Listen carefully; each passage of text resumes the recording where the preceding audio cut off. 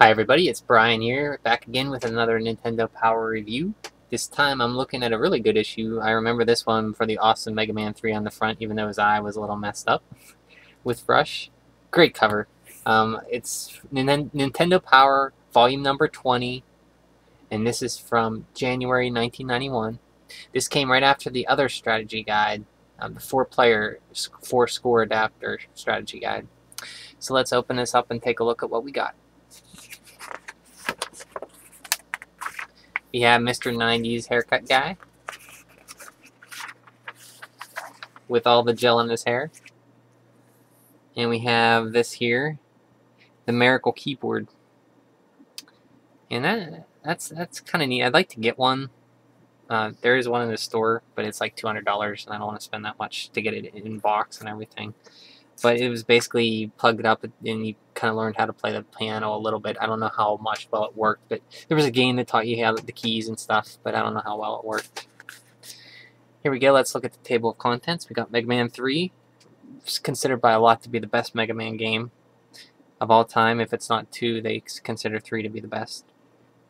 It introduced Rush, the dog that helped you out.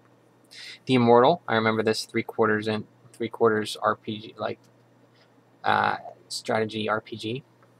Deja Vu, which was a fun point-and-click first-person adventure game. Gremlins 2, which was another Sunsoft game with great music. Awesome game. Hard, but very fun. Now playing Pack-Watch. Dragon's Lair for the NES. Ugh. I remember running that game. Very hard. Mercenary Force. Never heard of that. Burai Fighters Deluxe. I had heard of Burai Fighters, but not that. It's a deluxe version. F1 Race. Super Scrabble. And we have Player's Pulse. Typical tips and typical for the Nintendo Power. Tips from the pros. Special report. Today's technology. Looking at like gaming stuff coming up in technology. Hardware probably. And into this info zone. The info zone. Player's poll, celebrity profile, bulletin board, and next issue what's coming. We have the reader's mailbox here. And oh, there's Wozniak, Steve Wozniak, co-founder of Apple. And he has a Game Boy right there. Wozniak gets his high score on film with the Concord stats behind him. Seeing is believing. Huh.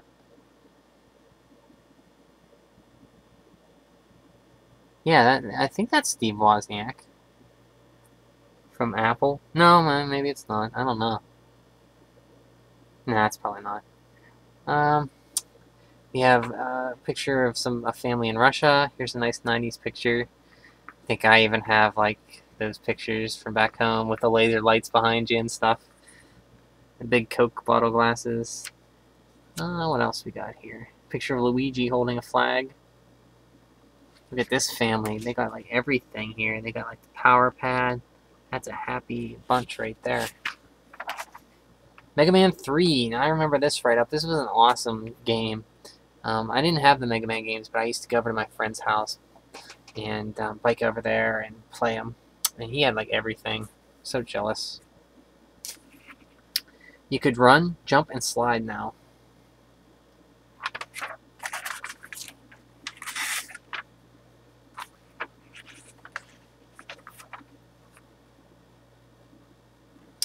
Hard Man, Magnet Man.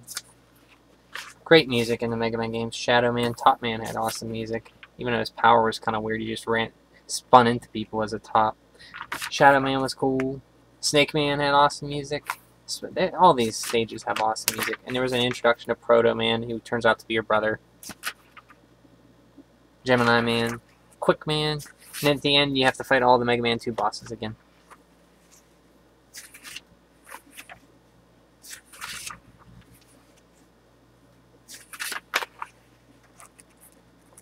And you go further into Dr. Wily's Skull Castle. Great game. Why your game packs never forget. This is interesting. This tells you about basics of a game pack and how it keeps your memory and a battery to keep. I believe how the battery works is it keeps a small amount of power powered on so you don't lose your read-only memory. It keeps it powered on. And they say they last about 5 years. I have game packs going back from 91 that are still, my Dragon Warrior battery is still holding up. And this is an interesting read, actually.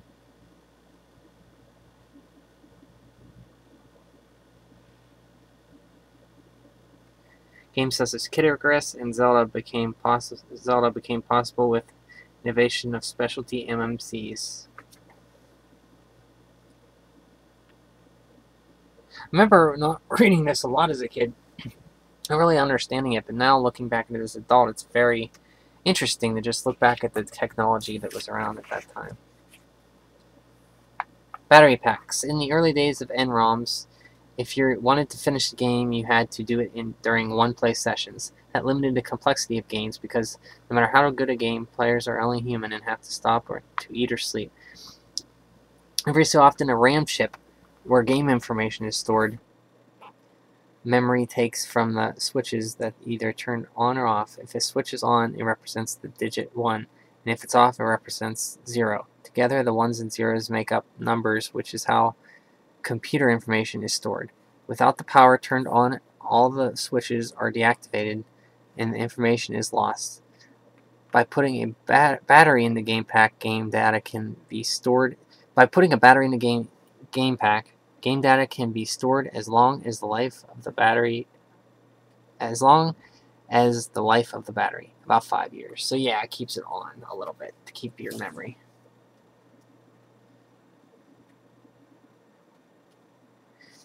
What's the new power data box? The first number is program memory size. The second shows character memory size. The M stands for megabits. The type of MMC used and the size of the work RAM are also shown.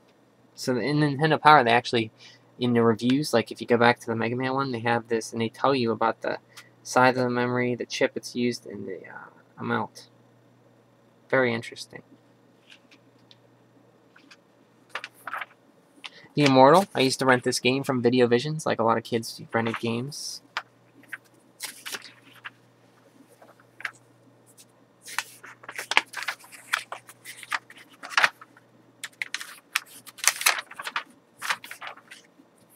Dracula's Curse, and here we got classified information. Final Fantasy, Dracula's Curse, Dungeon Magic, Heavy Shredding, Image Fight, Alien Asylum, Dragon Spirit, Skate or Die, Thunderbirds, Swords and Serpents, Deja Vu, awesome game.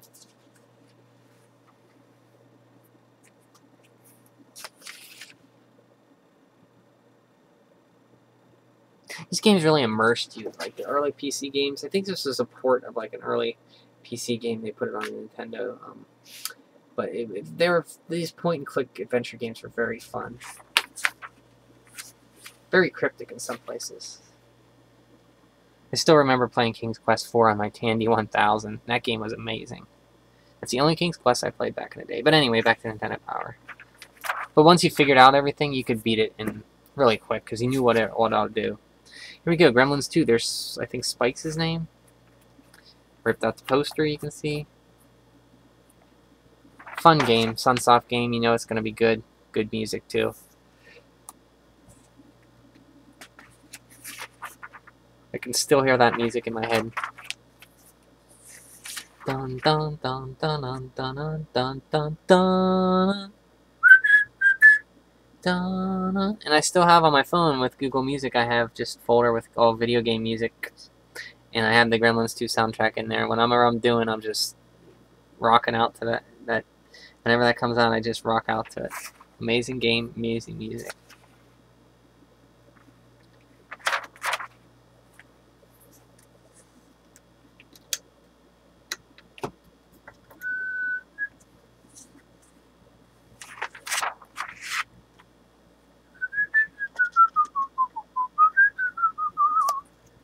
Sorry. Another Game Boy special feature with the games here. We got Burrow Fighter Deluxe. That's why I never heard of it. It was for the Game Boy, and I did not have a Game Boy. Scrabble, and Dragon's Lair. Here's Dragon's Lair for the Game Boy. You're talking about the one in the arcades. It was full motion video and came out on later on Laserdisc player for Laserdisc players. Never heard of Mercenary Force. Had Brawl Fighters for the NES. That's a Game Boy port. F1 Race, Scrabble. Gargoyle's Quest, how do I enter the warp after conquering the tower? Gargoyle's Quest was an interesting game. Started Firebrand from Ghouls and Ghosts, Ghosts and Goblins. It's like an RPG with a little bit of RPG elements to it. But a platform RPG. Now playing, they give you the scores in the games. Operation C was a, I think that was a Game Boy Contra game. Here's Howard and Nestor comic.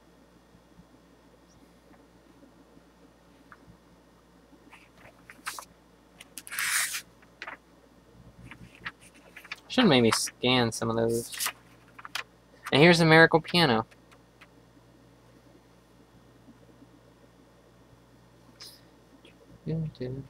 So audio out, audio in. Lessons you'll be using the basic grand piano sound. However, the Miracle keyboard has 128 other instruments, so it had other instruments it would sound like right here. You know, anything from pan flutes to mandolins.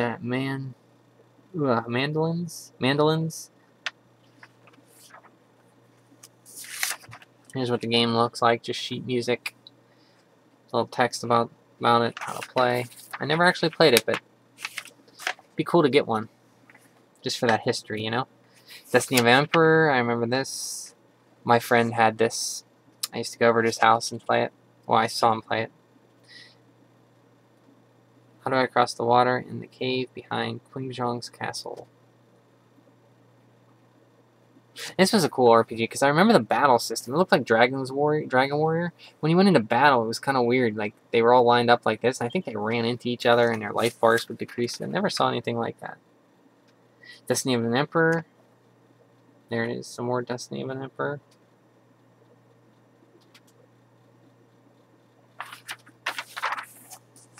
Crystalis, or I always call it Crystalis.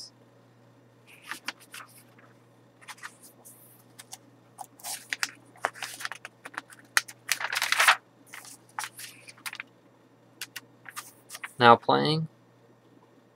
Werewolf, hard game. Silver Surfer, God, anybody who played Nintendo knows that's a hard game. Conquest of the Crystal Palace. NES Achievers. And here's the top 30. Mario Bros. 3, once again, you remember it was number 1 again. Final Fantasy 2, no change there. Anything in green, they continued their place from a month ago.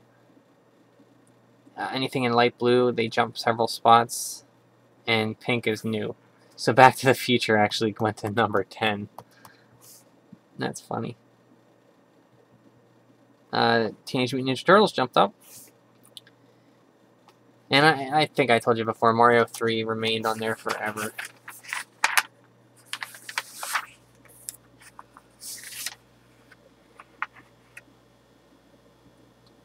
Celebrity Profile, New Kids on the Block. Yes, I'm afraid to say I had their cassette as a kid. I don't know why. That and Vanilla Ice. I had his too. G.I. Joe, which I remember seeing this game, but I'd like to pick this up. It was hard, but fun. I could shoot 'em up. Shooting game like Contra, but kind of really hard. Metal Storm. I'd never see this game out in the wild, but I'd like to get it because I saw a review by a Happy Video Game Nerd, and it looked amazing. I did play it on the emulator a little bit. I think I got to like the second or third stage. But if you ever see it, pick it up. Oh, here we go. We got a Super Famicom Showcase. And I remember looking at this and being, wow, look at that thing. That's so amazing. Here, this is, little did we know, this was the actually European and Japanese territory Super Nintendo, called the Super Famicom. Look how cool it looked with the candy cut. Looked like little candy spree buttons and this sleek design. I love this. F-Zero was one of the games I got at launch, along with ActRaiser I got, and Super Mario World. Those were the 3 games I got. Got it with my birthday money. Monopoly, I have that. That's actually fun. I played that with family. And I love Base Wars. If I ever find that, I'm going to pick that up. I love that game. It was like baseball with these cyborgs on robots on like treads and wheels. Very fun game. Nintendo, the excitement was about the future of the 16-bit system and the fantastic games that programmers will be able to create for it. Awesome graphics and almost live digital sound are only part of the story. Extra controller, but tons give you a better handle on the action. More enemies than ever can be programmed into the games for greater challenge, and characters can grow in size or shrink into the distance. Below are 3 sneak peek examples. They're talking about Mode 7 where it would zoom in and out. A lot of games really overdid that. Like Illusion of Gaia did that a lot, and the European and Japanese Terranigma, which was a sequel to that. It had those, the Mode 7 Go Crazy. If you want to know more about those, check out Clan of the Grey Wolf, Ruse 16-bit Gems. They show a lot of that off. The Mode 7. The Uninvited I never played. Mini Putt, a putt-putt game, which I love mini golf as a kid. I still do. I haven't played it in a while. Who are the Battletoads? What kind of game would have the good guys croak? Battletoads from Trade West, but who are the Battletoads? Rumor has it that they are starring in Trade West's action-packed answer to the Teenage Mutant Ninja Turtles. It's being programmed by Rare.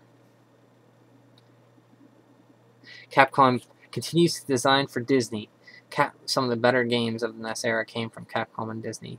Capcom plans to continue success with NES games based on Disney characters and recently signed an agreement to do 4 more titles for the NES and the Game Boy. See the Game Boy selection for more info on 3 titles.